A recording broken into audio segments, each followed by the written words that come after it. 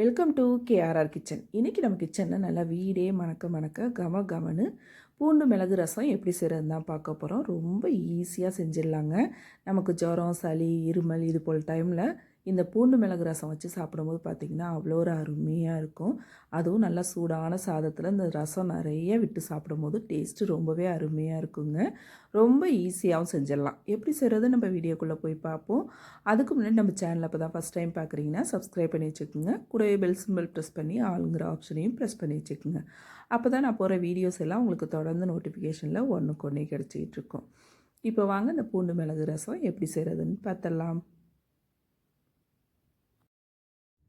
இப்போ ரசம் செய்கிறதுக்கு ஃபஸ்ட்டு நம்ம மிளகு, சீரகம், பூண்டெல்லாம் இடித்து எடுத்துக்கும். அதுக்கு வந்து பார்த்திங்கன்னா மிக்ஸி ஜார் ஒன்று எடுத்திருக்கேன். அதில் 1 டேபிள் ஸ்பூன் அளவுக்கு மிளகு, 1 டேபிள் ஸ்பூன் அளவுக்கு சீரகம் சேர்த்துருக்கேன். ஒரு 6-7 பூண்டு பல் தோலோடையே சேர்த்துக்குங்க. அதுதான் நல்லா வாசனையாக இருக்கும். இது கூடவே பார்த்திங்கன்னா ஒரு 2 டீஸ்பூன் அளவுக்கு வரமல்லி சேர்த்துருக்கேன்.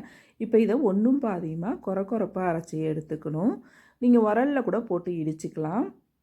இப்போ இது போல் இடித்து எடுத்துக்குங்க. இப்போ புளி வந்து பார்த்திங்கன்னா ஒரு பெரிய நெல்லிக்காய் சைஸ் புளியை ஊற வச்சு கரைச்சி எடுத்துருக்கேன் 1 டம்ளர் தண்ணியில். இப்போ நம்ம அரைச்சி வச்சுருக்க அந்த பூண்டு மிளகு விழுதை சேர்த்துட்டு ஒரு பச்சை மிளகாய் சேர்த்துருக்கேன் கீறிட்டு. மீடியம் சைஸில் 2 தக்காளி பழம், நல்லா பழமான தக்காளி பழமாக சேர்த்துக்குங்க. அப்புறம் ஃப்ரெஷ்ஷாக கருவேப்பிலை, கொத்தமல்லி இதில் சேர்த்துக்குங்க.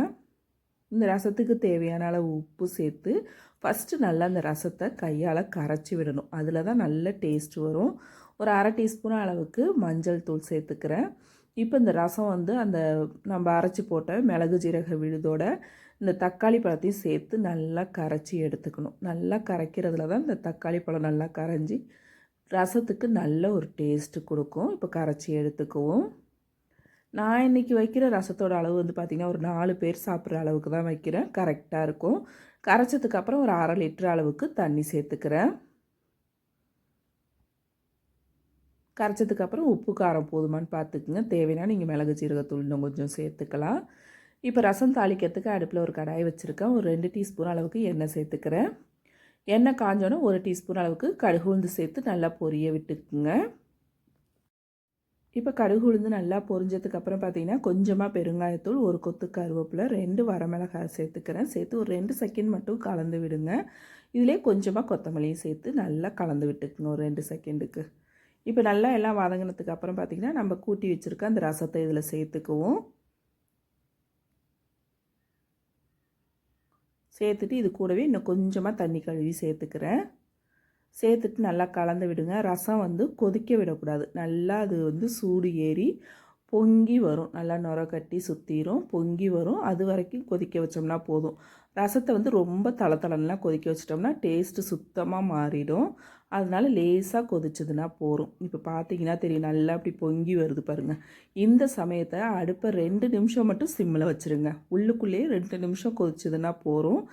அப்புறம் நம்ம இறக்கிடலாம். ரொம்ப நாளை ரசத்தை கொதிக்க விடக்கூடாது. இப்போ ஒரு 2 நிமிஷம் ஆயிடுச்சு. ரசத்தை நம்ம இறக்கிடுவோம். அவ்வளோதான். ரசம் வச்சோடனே வேறு ஒரு பாத்திரத்துக்கு மாற்றிடுங்க. அவ்வளோதான். ரொம்ப அருமையான சூப்பரான ஒரு பூண்டு மிளகு ரசம் எப்படி செய்கிறதுன்னு பார்த்தோம். நல்லா சாதத்தை குழைவாக வடித்து இந்த ரசத்தை நிறையா விட்டு சாப்பிடும்போது டேஸ்ட்டு ரொம்ப அருமையாக இருக்குங்க. கண்டிப்பாக ட்ரை பண்ணி பாருங்கள். இதே போல் ரசம் ரெசிபி நம்ம சேனலில் நிறைய போட்டிருக்கேன். அது வந்து நம்ம சேனலில் ப்ளேலிஸ்ட்டில் இருக்கும், ரசம் ப்ளேலிஸ்ட்டில் இருக்கும். தேவைப்படுறவங்க செக் பண்ணிக்கோங்க. இந்த ரசம் ரெசிபியும் ட்ரை பண்ணி பார்த்துட்டு எப்படி இருக்குன்னு எனக்கு கமெண்ட் பண்ணுங்கள். என்னோடய ரெசிபி பிடிச்சிருந்துன்னா லைக் பண்ணுங்கள், ஷேர் பண்ணுங்கள். மறக்காமல் நம்ம கேஆர் கிச்சனை சப்ஸ்கிரைப் பண்ணி வச்சுக்கோங்க. நாளைக்கு வேறொரு ரெசிபியோடு சந்திப்போம். தேங்க்ஸ் ஃபார் வாட்சிங்.